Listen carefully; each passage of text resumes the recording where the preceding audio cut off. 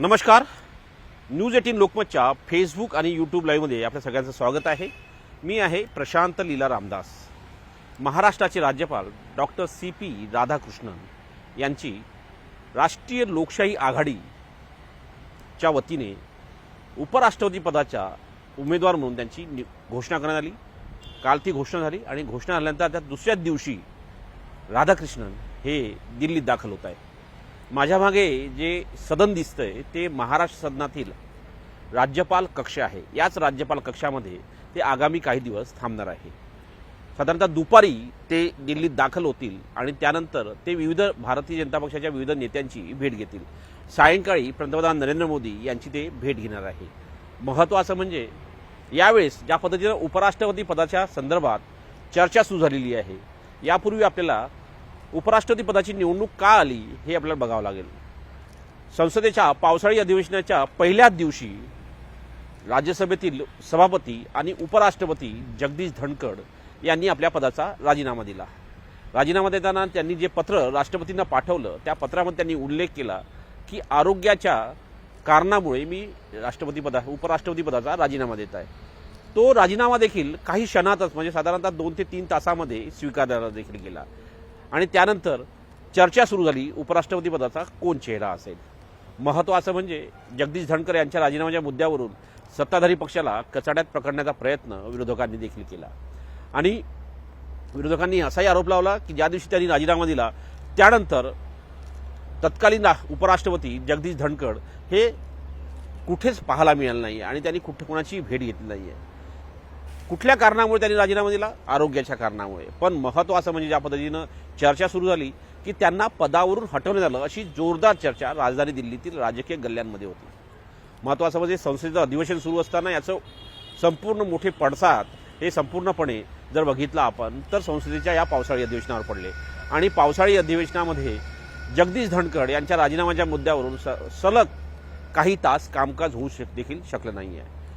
त्यानंतर आता काल भारतीय जनता पक्षाने आपल्या संसदीय पक्षाच्या संदर्भात म्हणजे उपराष्ट्रपती पदाचा निर्णय घेण्यासाठी पार्लमेंटरी बोर्डाची बैठक बोलवली, संसदीय मंडळाची बैठक बोलवली आणि त्या संसदीय मंडळाच्या बैठकीमध्ये वर्तमान जे राज्यपाल आहेत महाराष्ट्राचे डॉक्टर CP राधाकृष्णन यांच्या नावावरती शिक्कामोर्तब केला.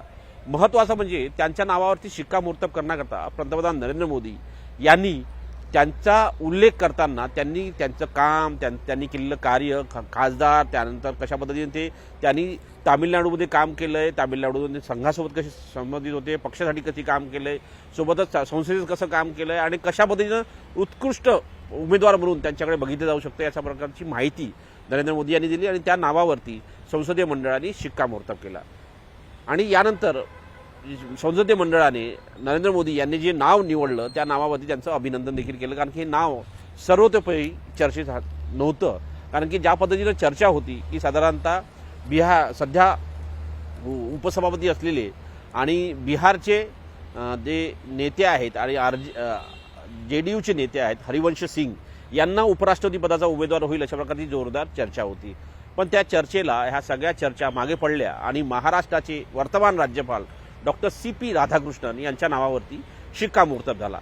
आता राधाकृष्णन यांची दिल्लीवारी सुरू झालेली आहे. आज दिल्लीत दाखल होतील. दिल्लीत दाखल झाल्यानंतर प्रथमतः ते पंतप्रधान नरेंद्र मोदी यांची भेट घेतील अशा प्रकारची चर्चा होती आणि चर्चा आहे देखील. आणि त्यानंतर ते भाजप अध्यक्ष JP नड्डा यांची देखील घेतील आणि NDAचे जे नेते आहेत त्यांची देखील भेट घेईल अशा प्रकारची चर्चा राजधानी दिल्लीत आहे.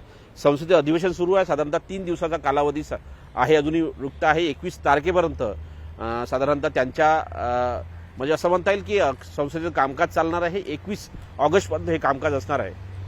त्यापूर्वी या सगळ्या भेटी होतील आणि येत्या 21 ऑगस्ट रोजी उपराष्ट्रपती पदाचे उमेदवार असलेले CP राधाकृष्णन हे आपला उमेदवारी अर्ज दाखल करेल.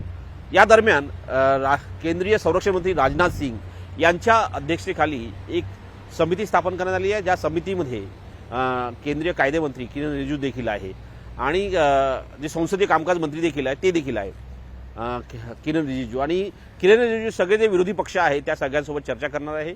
सोबतच राजनाथ सिंग जे आहे हे जे इंडिया आघाडीचे घटक पक्ष प्रमुख घटक पक्ष आहेत काँग्रेस असो, NCP असो, शिवसेना असो, उद्धव बाळासाहेब ठाकरे हा जो पक्ष आहे, या सगळ्या पक्षांच्या नेत्यांसोबत देखील विस्ताराने चर्चा करणार असल्याची माहिती पुढे आली आहे। दरम्यान आज इंडिया आघाडीच्या घटक पक्षांची एक अत्यंत महत्त्वाची बैठक झाली आणि त्यानंतर ते पत्रकार परिषद घेऊन त्यांच्या या संदर्भात आपली भूमिका देखील जाहीर करणार आहे। पण महत्त्वाचं म्हणजे चर्चा अशी आहे की इंडिया आघाडीच्या वतीनं सूर असा आहे की या उपराष्ट्रपती पदाच्या याच्यामध्ये उमेदवार देऊ नये, कारण की बिहारची विधानसभा निवडणूक आहे आणि बिहारच्या विधानसभा निवडणुकीपूर्वी साधारणतः इंडिया आघाडीमध्ये कुठल्या प्रकारचे मतं फुटू नये आणि अशा प्रकारचे चित्र सर्वसामान्य मतदारांपर्यंत जाऊ नये यासाठी जर उमेदवार दिला नाही तर योग्य होईल अशा प्रकारची चर्चा सध्या इंडिया आघाडीच्या नेत्यांमध्ये आहे। निर्णय आता इंडिया आघाडीचे नेते घेतील आणि त्याची जाहीर देखील करतील की आम्ही उमेदवार देणार आहोत की नाही देणार आहोत। पण दरम्यानच्या काळात हे अत्यंत महत्त्वाचं आहे की राजनाथ सिंग यांनी प्रक्रिया प्रारंभ केलेली आहे। इंडिया आघाडीच्या घटक पक्षांच्या नेत्यांसोबत चर्चा करायला सुरुवात केली। त्यांनी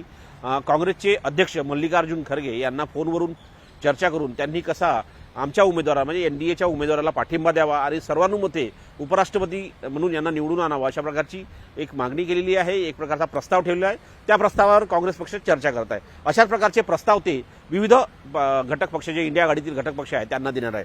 सोबतच उपराष्ट्रपती पदाच्या इंडिया आघाडीच्या घटक पक्षापैकी साधारणतः अनेक महत्त्वाच्या घटक पक्षांनी त्यांना पाठिंबा दिला आहे। जसे शिवसेना एकनाथ शिंदे यांच्या नेतृत्वातील पक्ष आहे त्यांनी पाठिंबा दिला आहे, जेडीयूनी पाठिंबा दिलेला आहे, त्यानंतर YSP जे आहेत जगनमोहन रेड्डी यांचा जो पक्ष त्यांनी पाठिंबा दिलेला आहे, त्यानंतर माझी यांचा आवाम पक्ष जो आहे त्यांनी पाठिंबा दिलेला आहे।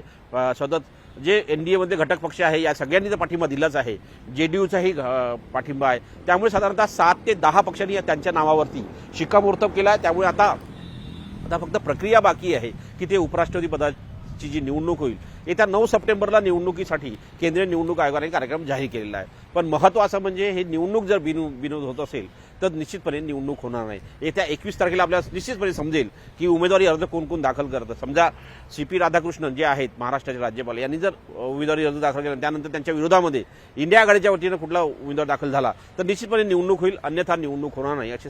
आणि ज्या पद्धतीचं चित्र सध्या राजधानी दिल्लीत पाहायला मिळतंय, कारण की बहुतांश नेते जे आहेत ते राजधानी दिल्लीत आहेत आणि एक प्रकारे ही निवडणूक बिनविरोध करावी असाच प्रयत्न राष्ट्रीय लोकशाही आघाडी म्हणजे एनडीएचा आहे।